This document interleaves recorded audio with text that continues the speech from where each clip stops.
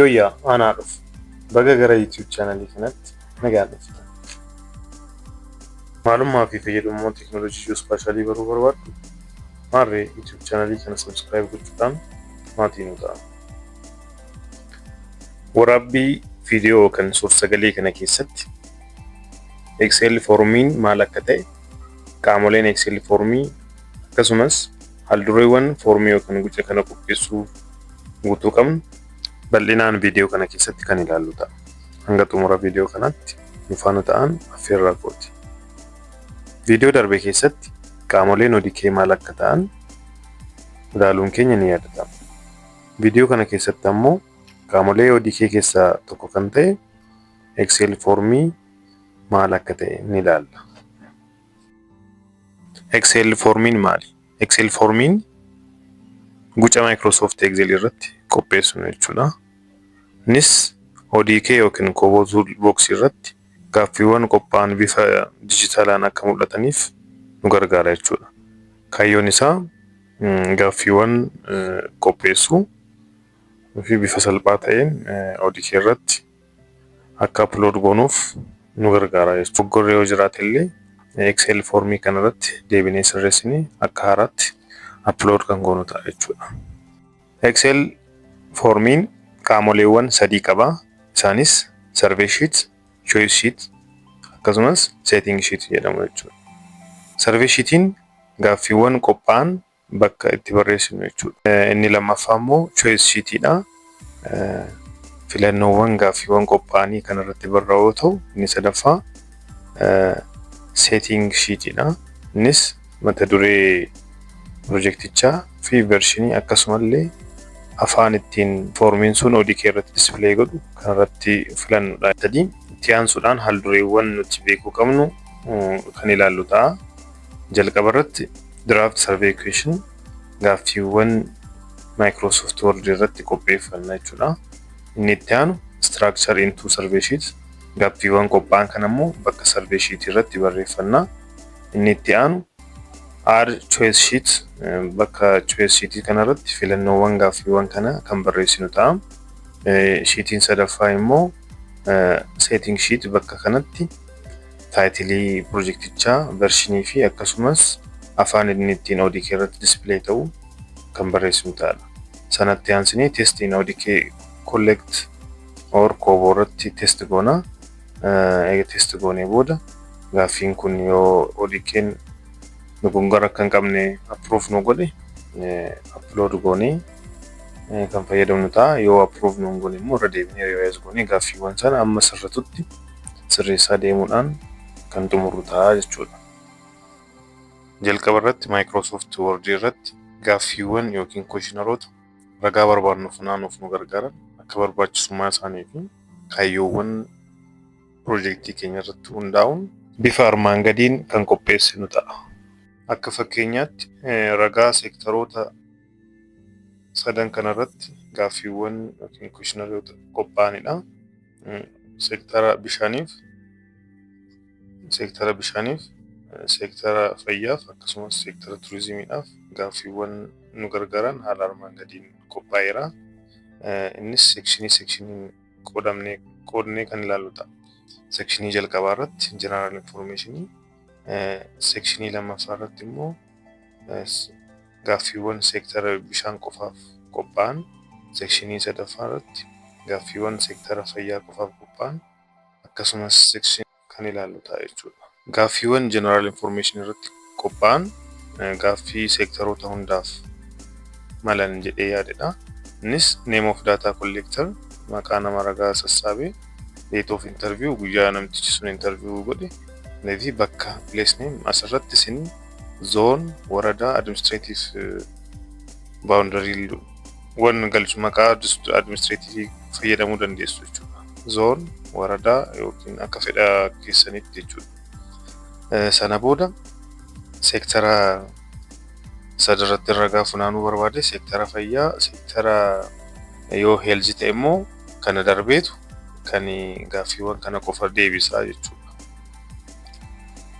Kanaaf ragaa funaanu sun yoo seektara bishaanii filate gaaffiin ta'anii dhufuuf what is the main water source yookiin maddi bishaanii maali kan jedhu dhufaa fi burqaadha moo bishaan boollaati moo bishaan lagaati kan jedhutu dhufaaf jechuudha. Itti aanee approximately how many people use this water source, nama hagamtu tilmaamaan madda bishaanii kana fayyadama kan jedhu asirra kaa'a. Guyyaa daawwannaan kun taasifame yookiin data collectionin kun raawwate akkasumas immoo location of water source XYZ isaa ni fudhata jechuudha. Ragaa dabalataas akkasuma bifa suuraan nu kaa'a jechuudha. Yoo data collectoriin kun immoo amma deebi'ee asirratti health irratti tiik godhe gaaffiiwwan kana qofa deebisa jechuudha. What type of health facility is this? Yoo hospitaala ragaa hospitaalaa funaan asirratti hospitaala tiik godha. Nama hagamii on average how many patients are served daily? Guyyaa guyyaan giddu galeessaan nama hagam tajaajila kan jedhu asirra kaa'a. Guyyaallee akkasuma GPS locationis bifa wal fakkaataan haaluma kanaan turizimiin illee bifuma kanaan qophaa'ee ragaaffiini dhumarratti kana hunda eega xumuree booda namichi rimaarkii yookiin yaada isaa kaa'a jechuudha. Gaaffiiwwan yookiin kweshinaroota bifa barbaannu Microsoft Word irratti eega xumuree booda steepiin itti aanu Excel foormii irratti guutuudha.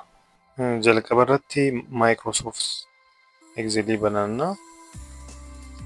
Sana booda maqaa piroojeektii keenyaan ittiin moggaasnuun rename goonee booda ni banna jechuudha Microsoft Office kana. Qabiyyee Excel foormii kana irratti hundaa'uun shiitiiwwan kana survey sheet, choice sheet. So bakka kanatti survey sheet, inni lammaffaa choice sheet,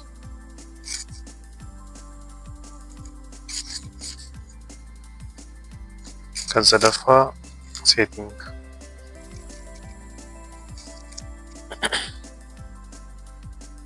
Haaluma kanaan survey yookiin gaaffiiwwan qopheeffanne survey sheetii kanarratti kan barreessinu yoo ta'u, filannoowwan gaaffii kana immoo choice bakka kanatti barreessina. Taayitilii fi vershinii akkasumas afaan inni ittiin display ta'u immoo setting sheetii kanarratti barreessina jechuudha. Survey sheetiin kolomawwan armaan gadii qaba. Inni jalqaba type jechuun gosa gaaffiiwwanii. Inni lammaffaa name maqaa yookiin unique variable name. Inni labeliin immoo kan inni ittiin mul'atu akkasumas hintii relevant yookiin skip logic kanumallee constraint yookiin validation rule ni qabaata jechuudha. Isaan kana hunda ni barreeffanna akkamitti akka kanatti aansuuwwan kolomaniiwwan keenya bifa kanaan qopheeffanna jechuudha. Inni jalqabaa type, name, label, ammas deebi'ee label afaan Oromoo afaan biraallee dabaluu dandeenya asirratti. Label jennee tuqaa afur eega goonee booda afaan Amaariffaallee dabaluu dandeenya jechuudha. Itti aansee constraint jechuun fakkeenyaaf namni tokko foon nambarii isaa galchuu jennee dijitiin foon nambarii 10 namni data collectoriin 10 gadi yookiin ol yoo galche constraint kana fayyadamuudhaan kan inni ta'a. Inni itti aanu immoo constraint message fakkeenyaaf afaan Ingiliffaan afaan Oromoon maal akka jechuu qabu deebi'ee paarameetiriiwwan illee barbaachise required jechuun daataan namtichi sun galchaa jiru dirqama guutuu qaba yoo ta'e asirratti yes jenna. Yoo immoo optional ta'e immoo bakkuma duwwaa dhiisna jechuudha. Relevantiin kun immoo fakkeenyaaf bakkee kanatti select project sector yeroo jennu namni data collect godhu kun yoo water irratti tiik godhe gaaffii watarii qofa akka fidu warra kaan skip akka godhu yookiin skip logic fayyada bakka itti barreessinudha. So kanuma irratti hundaa'uudhaan kana booda survey keenya guutaa deemna jechuudha. Jalqabaa name of data collector. So asirraa bakka label in English jedhu maqaa name of data collectorii kaawwanna jechuudha. Paste godhanna. Bakka afaan Oromootti immoo maqaa nama ragaa funaanee jennee barreessina. ragaa kana namichi harkaan akka galchu daataa kolleekteriin harkaan akka galchuu barbaanne bakka kanatti taayip bakka jedhutti teekst jenna jechuudha. Neem bakka jedhu kanatti immoo bakka vaariyaabilii dikileer itti goonudha. Bakka sana daataa kolleekter jechuu qabna dandeenya. Bakka kanatti speesii galchuun hin danda'amu. Small keeziidhas kan nuti fayyadamnu jechuudha. Daataa kolleekter jennee bifa kanaan barreessina. Constraint jechuun wanta limit goonu hin jiru. Afaanis egaa constraintiin barreessinee kulamaniiwwan lamaan kanas maqinni barreessinu fumtu hin jiru. Parameeter bakka jedhu kanas hin barbaachisu. Recur bakka jedhu kanatti daataan kun guutuun dirqama yoo ta'e yes jenna jechuudha. Yes jenna. Relevant skip loojikii asirratti hin fayyadamnu. Seektara hundaaf tajaajila waan ta'eef jechuudha. Itti aansinee gaaffii lammaffaa date of interview kan sana booda gara afaan Oromoo guyyaa guutuu jennee bifa kanaan gara afaan Oromootti hiikneerra. Taayippiin isaa maal ta'a? Guyyaa ta'a jechuudha. Date asirratti date jennee goonna bakka variable declarationis date jenna.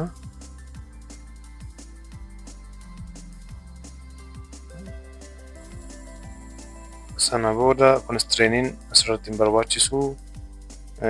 Constraint irratti hin guunne taanaan bakka kanallee hin darbina jechuudha. Parameetiriinis hin barbaachisu.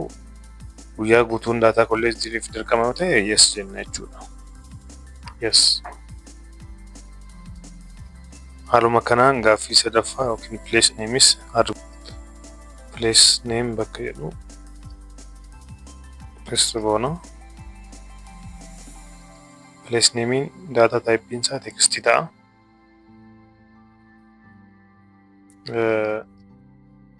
Place name jenna. Bakka kanatti variable declare waan goonuuf speesii galchuu hin dandeenyu. Case sensitive waan ta'eef small letterii ta'a jechuudha hundisaa. Itti aansinee afaan Oromootti yookiin maqaa hedduu constraintiin nu barbaachisu. Haaluma kanaan daatichi barbaadamaa yoo ta'e yes jenna jechuudha. Yoo ta'u baate optional yoo ta'e no dhiisnee bira darbina. Kanaaf ani akka daataan kun optionalidha yoo jedhee yoo yaade. Kan itti aanu gaaffii arfaffaa select project sector.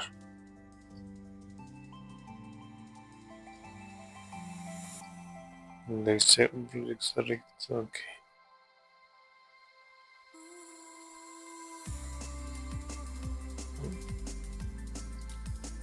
Asirratti piroojeektiiwwan jiran keessaa tokko akkanaa filatu waan nu barbaadeef select sector select one sector jedha jechuudha. Bakka taayippiitti lamaan tokko akkanaa filatu waan barbaade immoo select multiple jedha jechuudha.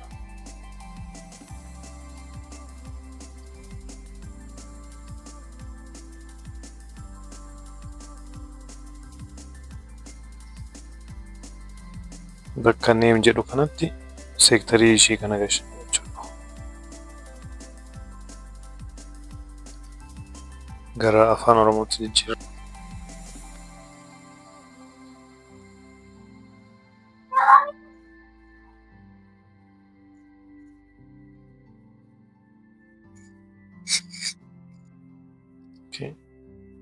Akaakuu piroojeektii filachuun dirqama yoo ta'e asirratti yes jenna jechuudha.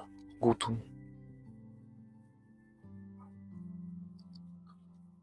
Haaluma wal fakkaatuun section 2 illee ittuma fufna. What is the main water source? Inni kunis select waan ta'a. Sababiin isaa listiiwwan jiran keessaa yeroo tokko qofa daataa kolleekteriin akka filatu kan dandeessisu waan ta'eef jechuudha.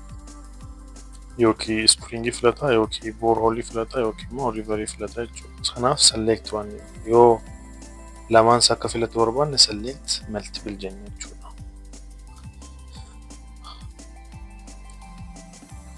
Select water source jennee baana jechuudha. Bakka variable kanatti water source jedhu kana copy goona. Water source wanti name jalatti barreessinuu fi bakka kanatti barreessinu tokko ta'uu qaba jechuudha. Bakka kanas seektara yoo jenne asitti seektar jenna, asitti water source yoo jenne bifuma kanaan jechuudha. Yoo barbaanne illee bifa gabaa jenne WS jechuudha. Maddi bishaanii maali jennee afaan Oromootti siiknirraa afaan barbaannus roo kana jalatti dabaluu dandeenya. Gaaffiin kun barbaachisaadha. Kanaaf yes hin jedha jechuudha.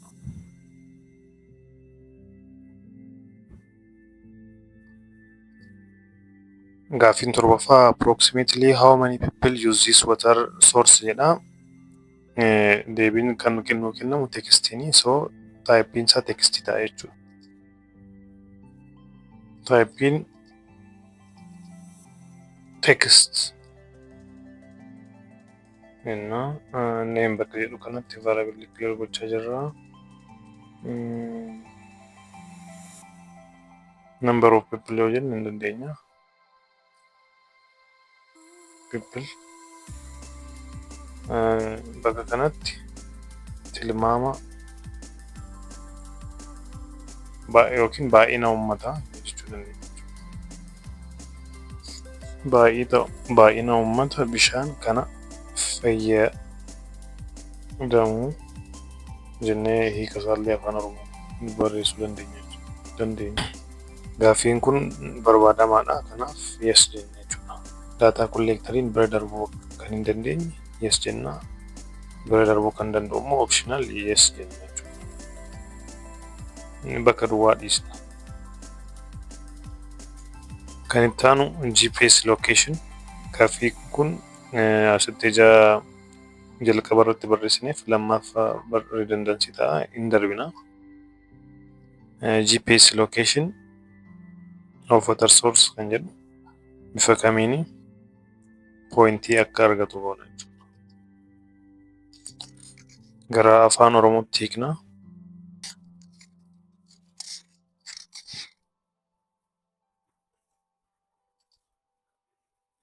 Bakka taayippiin isaa get point jenna. GPS bakka kana immoo GPS jechuu dandeenya. Availability collecting kun optionaliidha moo barbaachisaadha? Daataan kun optionalii miti, barbaachisaadha. Kanaaf yes jenna jechuudha. Gaaffiin itti aanu photo of water source photo jechuu dandeenya.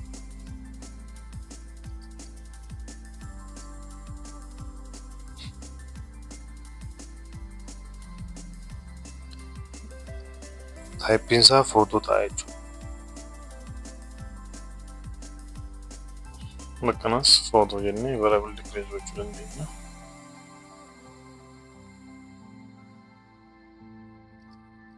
Suura jenna jechuudha.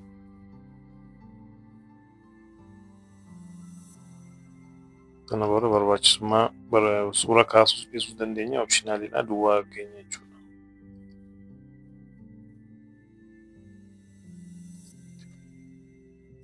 Kan itti aanu gaaffii seektara fayyaa faana wal qabatan. What type of health facility is this jedha. Inni kun haalli gaaffiin ittiin nu deebi'u select one yookiin tokko akka filatu jechuudha. Kanaaf bakka type jedhutti select one filanna jechuudha.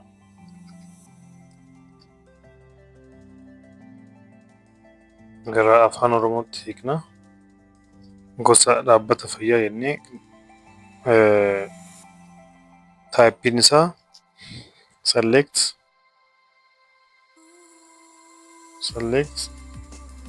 spacing galuun qabu waan eega jennee booda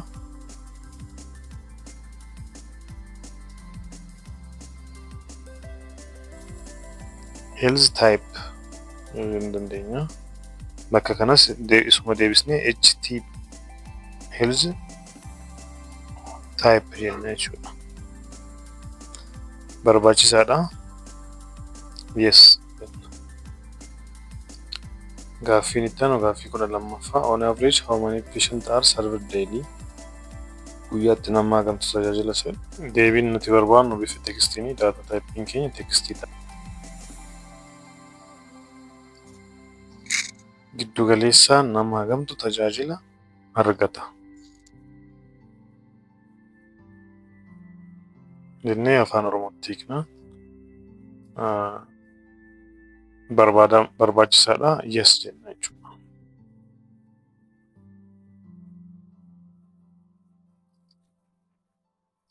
Gaaffiin itti aanu GPS locationidha. Armaan olitti seektara fayyaaf waan galchiniif GPS locationii illee dhiisuu dandeenya. Suurallee akkasuma jechuudha. Gaaffii adda ta'e yoo qofa arganne akka haaraatti galchina. Kan itti aanu seektara turizimiidhaaf what is type of tourism site jedha. Typein isaa select waan ta'a asirratti jechuudha. Kan jiran keessaa tokko jaa filatuuf select waan jenna jechuudha. Too lama ol akka filatu eeyyamnu ta'e select multiple jenna jechuudha. Bakka type'itti select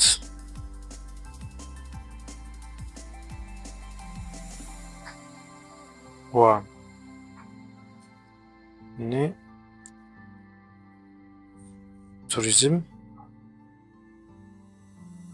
tour type ማለት እንችላለን. Kanaaf inni asirratti koppii goona jechuudha ishee kana. Koppii paste.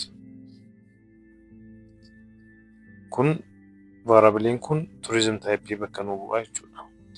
Akaakuu turizimii barbaachisaadha. Yes jenna. Barbaanna as keessa gaaffii adda ta'e barbaanna. Where do the most tourism come from? Kunis gaaffii turizimii qofa laallatu ta'eef ni fudhannaa text gochuu dandeenya jechuudha. Typein isaa responsiin nuti barbaannu textiin waan ta'eef text jenna typein isaa.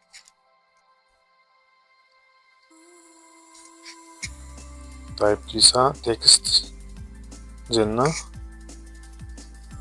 Bakka kanatti tourism jenna ta'a. Isuma bira deemuu dandeenya. Daawwattoonni hedduun eessaa dhufu jennee gara afaan Oromootti hiikna. Gaaffichi barbaachisaadha. Yes jenna jechuudha. Date of the observation, GPS location, photo dura eerreerraa gaaffii wal fakkaataa jira ta'eef irra deddeebi'uun hin barbaachisu. Inni dhumaa notes yookiin remark jechuu dandeenya jechuudha. Bifa maaliin barbaanna? Bifa tekstiin namni daataa collect godhu sun akka nu barreessu barbaanna. Kanaaf bakka kanatti text jenna jechuudha.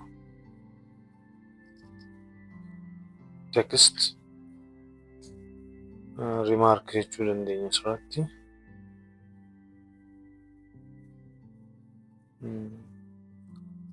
Bakka afaanitti gaafa yaada dabalataa kennine hiikneerra gaaffichi dirqama miti optionalidha.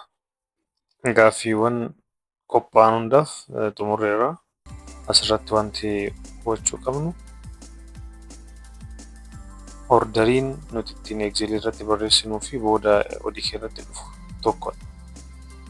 So jalqaba irratti name of data collector maqaa namaa ragaa funaanii gaaffiin itti aanee dhufu guyyaa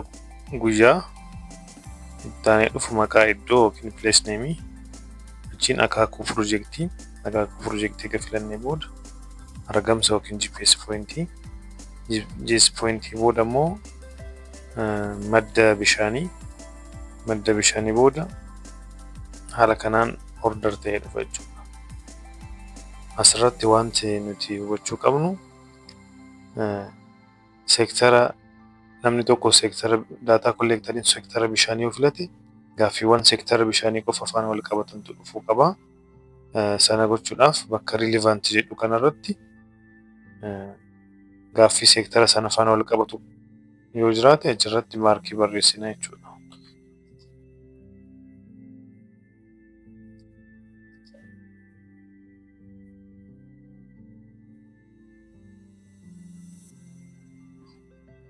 GPS location fakkeenyaaf hundumaaf ta'uu danda'a. Water source irratti daangessuu hin qabnu.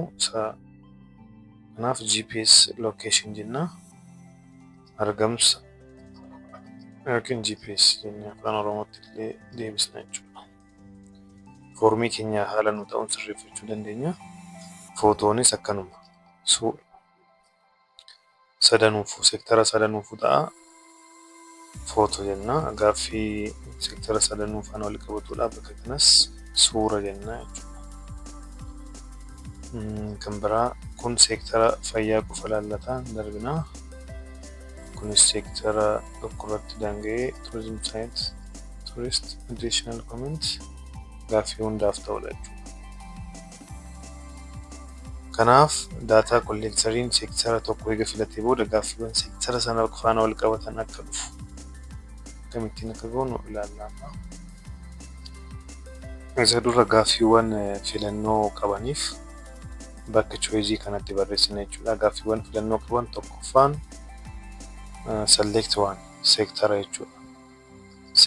Seektaroota jiran kana list goona eessatti bakka choice jedhu kanarratti dhufnee seektaroota jiran kana list goona. Choice sheetiin kolomaniiwwan sadan kana qabaata. Inni jalqabaa list name, inni itti aanu immoo name, inni dhumaa label jechuudha. Afaan tokko qofa fayyadamnu labelii qofa dhiisna. Afaan lama yoo ta'e labeliin keenya meeqa ta'a? Lama ta'a jechuudha. Sadii yoo ta'e yeroo sadii barreessina jechuudha. So kolomaniiwwan kana list name fi label jennee afaanota lamaanuu kaawwanna jechuudha. So gaaffiiwwan filannoo qaban inni jalqabaa select one seektaroota jiran irra jechuudha.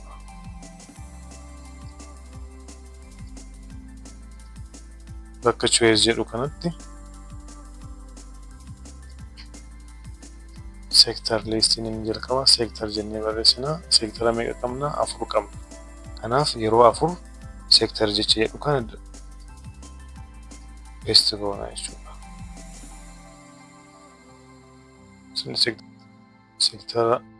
Seektara bishaanii, seektara fayyaa, seektara turizimii. So haaluma kanaan seektoroota jiran asirratti water, health, tourism jennee tarreessina. Afaanitti hiiknama immoo bishaan, fayyaa, turizimii jennee booda name bakka jedhu kanatti variable create small case ta'uu qaba. Isaanuma kana copy eega goonee booda small case ta'uu qaba jechuudha. Ishee kana water isheettu W bakka kana immoo small. Kanaaf filannoo jalqabaa xumurreerra jechuudha. Ammas haaluma wal fakkaatuun gaaffiiwwan filannoo qaban barbaanna. Survey keessa select one kan jedhu kan biraa water source. Maddi bishaanii meeqa akka ta'e survey sheetii keenya keessa ilaalleet asirratti wanti hubachuu qabnu wanti koloman B jalarratti barreeffame kunii fi bakka choice kana list name jalatti barreeffame spellingiin wal fakkaachuu qaba jechuudha. Sana yoo ta'uu baate dogoggora uumaa jira jechuudha. Kanaaf asirratti seektar yoo jedhe as dhufee seektar jechuun qaba. Bakka choice yoo deemne seektar. Haaluma kanaan water source illee akkasuma ta'uu qaba jechuudha. Jarreen kana linkii walitti nu godha ta'eef waliin kanarratti of eeggannoo gochuudha qaba. Meeqa qabna? Sadii ta'eef bakka kanatti si'a sadii paste goona jechuudha. Sana booda bakka kanatti water sourceewwan jiran list goona. So water sourceewwan keenya spring, borehole, river. Isaan kana afaan Oromootti hiikna. So haaluma wal fakkaatuun burqaa, boolla, laga jennee hiikna. Kan hafuuneen bakka jedhu kanatti sensitive yoo ta'eef small case ta'uu qaba. Sun kana copy goona jechuudha. Taansinee gaaffiin biraa kan filannoo qabu jiraate check goona. Gaaffiin biraa kan filannoo qabu jiraate seektara xumurreer jira. Seektara taanee gaaffiin biraa select one kan jedhu water source select xumurreer jira. tourism kan jedhu. No health kan jedhu jira. Isallee filanne jechuudha. HTY jennee jirra asirratti. Kanuma koppii godhanneet bakka choice jettu irratti health type paste yeroo meeqaa baay'ina gaaffii keenya irratti hundoofnee koppii. Innis haaluma wal fakkaataan health type'n illee 1, 2, 3 jechuudha. Yeroo 3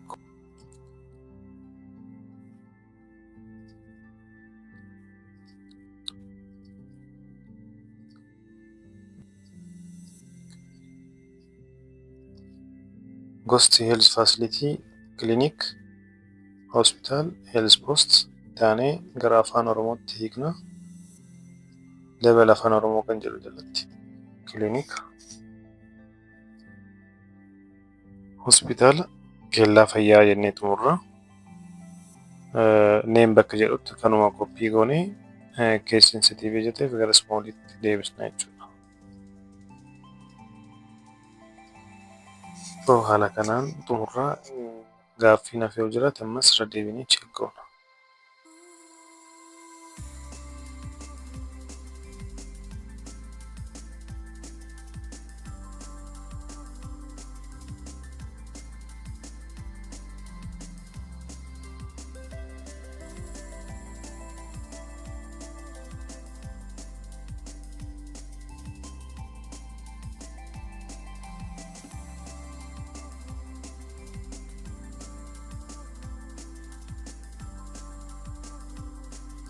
So cultural, natural and historical jennee listi goonee amma immoo gara afaan Oromootti deebisna. Kan uumamaa, kan aadaa akkasumas kan seenaa jennee gara afaan Oromootti hiikna. Kana booda kana koppii goonee bakka name jedhu kanalletti paste goonee gara small case'itti jijjiirra jechuudha. Ammas haaluma wal fakkaatuun gaaffiin sarvee irratti barreessine kan filannoo qabaatu yoo jiraate ilaallaa hin jiru xumurree jirra jechuudha. Daansinee seetingii irra deemnee afaanii fi taayitilii kanas vershinii sirreessina. Seetingiin haaluma wal fakkaatu innis kolomaniiwwan armaan gadii qaba. Innis form title, form ID fi version default language dha jechuudha. Bakka form title irratti taayitiliin isaa maal akka ta'e taayitilii piroojeektii keenya koppii goonaa jechuudha.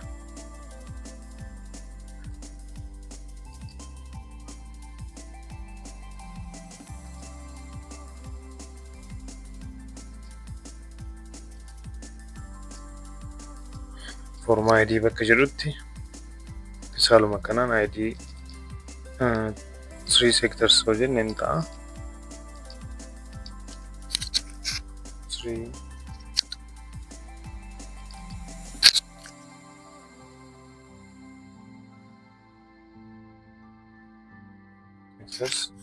version yeroo jalqabaaf foormii kan upload goona yoo ta'e version 1 jechuu dandeenya. Baraan illee daangessuu dandeenya.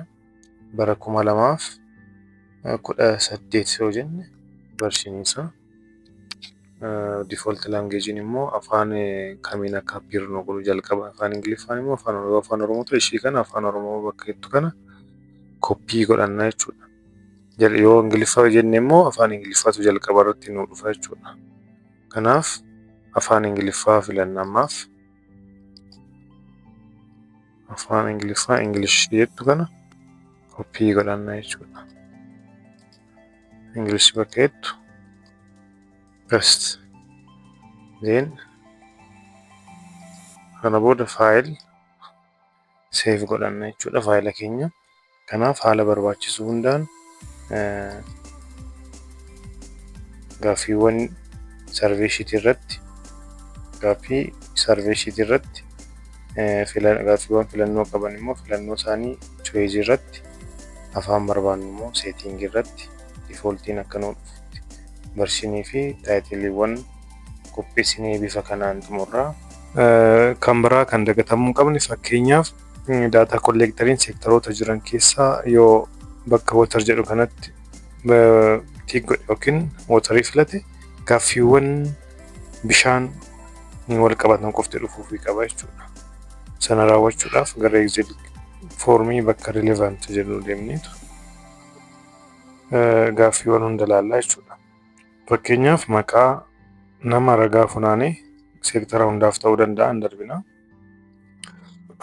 Maqaa itti aanee guyyaa guutii innis seektara hundaaf hin ta'a. Maqaa iddoo seektara hundaaf ta'uu danda'a. Akaakuun piroojeektii seektara hundaaf. Madda bishaanii kun seektara bishaanii qofa laallata jechuudha. Kanaaf bakka kanatti selected sector water jenna jechuudha bakka kanatti. Water. Itti aanee ammas baay'ina uummataa bishaan kana fayyadamu kunillee wal fakkaataadha. Koppii goone paste kan bishaaniiti. Gaaffii bishaan qofa laallatudha. GPS location gaaffii hundaaf ta'udha. Suurrillee gaaffii hundaaf ta'uudhaan darbina. Gosa dhaabbata fayyaa asirratti seektara fayyaa qofa filanna bifa wal fakkaatan selected sector is equal to health jenna jechuudha. Bakka watar jedhu ishee kana healthitti jijjiirama jechuudha. Health.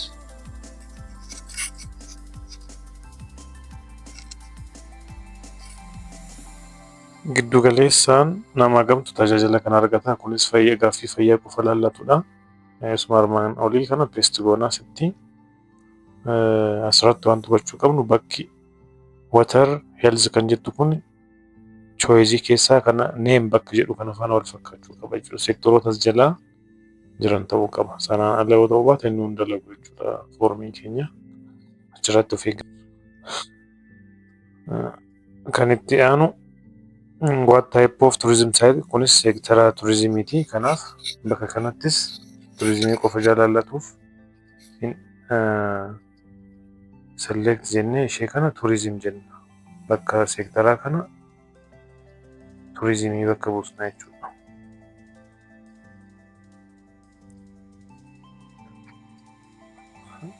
Haaluma wal fakkaataan gaaffii itti aanus turizimii qofa jaallatuuf sanas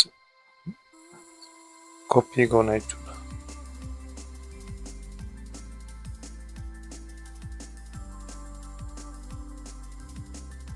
Gaaffiin itti aanu additional innis hundaaf ta'a. Kanaaf gaaffiiwwan seektara laallatan relevant bakka jedhutti seektara sana qofaaf akka appear ta'aniif bifa kanaan hiinaa jechuudha.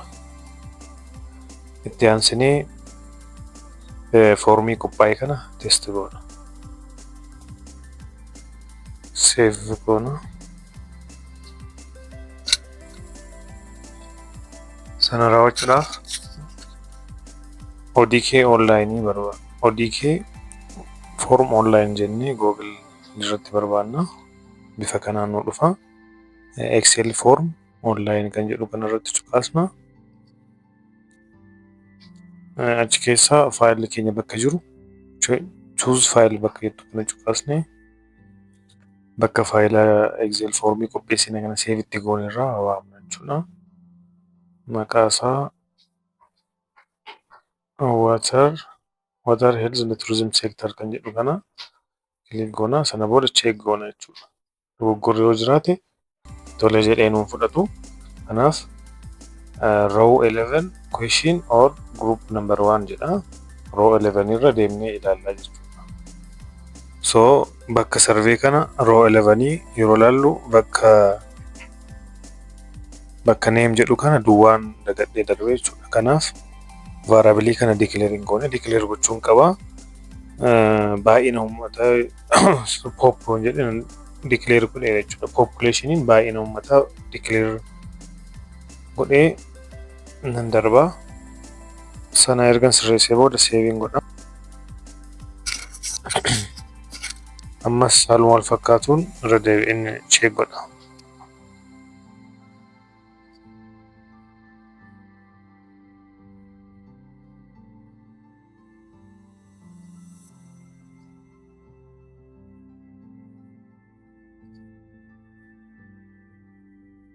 Ammas dogoggorri row 13 akka jiru nutti himaa jira. Deemee check godha. Dogoggorri jiru asirrattis tourism type jedhee bakka select kanattis tourism type jedhee kanaaf inni kun where do most tourists come from jedha ishii kana jijjiiruun qaba jechuudha. Gaaffii garaa jira ta'eef kanaaf na didee ishii kana tourist tour jedhee bakka biraan represent godha jechuudha. Ammas itti fufuun dogoggorri biraallee yoo jiraate check gochuudhaaf file akka haaraatti upload goonee ammas ilaallaa jechuudha. Amma dogoggorri keenya furamutti steppii kana itti fufna check goona jechuudha. Amma immoo unknown question type select kan jedhu kana spacein jiraachuu bakka kanatti hypheniin kun ba'uu qabdi jechaa jira jechuudha. Kanaaf gaaffiiwwan sana hunda deemnee check goona. Select waan eega jennee booda space fayyadamnee sector jennee select waan jennee space fayyadamnee health type jennee haaluma kanaan warreen kanis check yeroo goonu kan tourism illee sirriidha. Bakka tekstii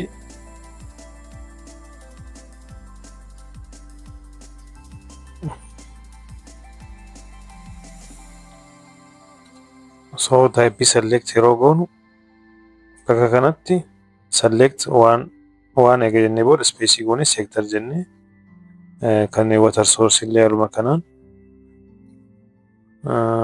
kan select waan jennee bakka kanatti garuu hyphanii gashineerra. Kanaaf hyphanii kana balleessuu qabna jechuudha. Nee spacein bakka buusna kan biraallee yoo jiraate bakka kanatti select waan tourism type bakka jedhu kanallee spacein bakka buusna jechuudha. Ta'uu kana booda save jennee baana. File save jennee baana. Ammas irra deebinee yoo dogoggorri jira ta'e check goona. Ammas irra deebi'uudhaan bakki dogoggorri jiru yoo jiraate fix gochuudhaaf akka bifa haaraan faayila keenya bakka jiru irraa upload godhanna. Ammas upload goonee booda submit goona. Submit erga goonee booda dogoggorri jiraachuuf dhiisuu isaa kan nu mirkaneessu opshiniiwwan magariisni lamaan kun nu dhufu sana booda browse jennee daataawwan upload ta'e kana ilaaluu dandeenya jechuudha. So bifa armaan gadiitiin daataawwan nuti qopheessaa ture bifa dijitaalaatti jijjiiramee ilaalaa jirra jechuudha. Name of data calculator guyyaan illee akkasuma jira. Place name jira. Sektoraan illee bifa kanaan sektara tokko irratti yoo filannis sektoroota biroo fakkeenyaaf kun kan sektara tourism irratti filanneedha. Kanumatti jijjiirree ilaaluu dandeenya jechuudha. Test gochaa waan jiruuf ammas deebinee kan biraa afaan Oromoon translate goonee foormii keenya qopheeffachuun ni yaadanna. Isallee bakka language jedhu kana jijjiirree hiikni nuti hiikne sun sirrii moo sirrii miti jedhullee check godhanna jechuudha. Bifa kanaan maqaa nama ragaa funaanii guyyaa guuti jedha akkasumas sektorootni illee listi ta'aniiru fayyarra yoo filanne fayya jala gaaffiiwwan nu dhiyaatan kan hundi listi nu godha. Kana booda yoo barbaanne gaafficha guunnee validate goone jaan guunnee diimaa nutti ibse sana booda dhumarratti download gochuudhaan Excel form online keessaa baana jechuudha. Kanaan booda steppiin itti aanu gara server irratti upload gochuudha. Isa immoo viidiyoo itti aanu keessatti kan ilaallu ta'a. Kutaan itti aanu itti fufaa galatooma.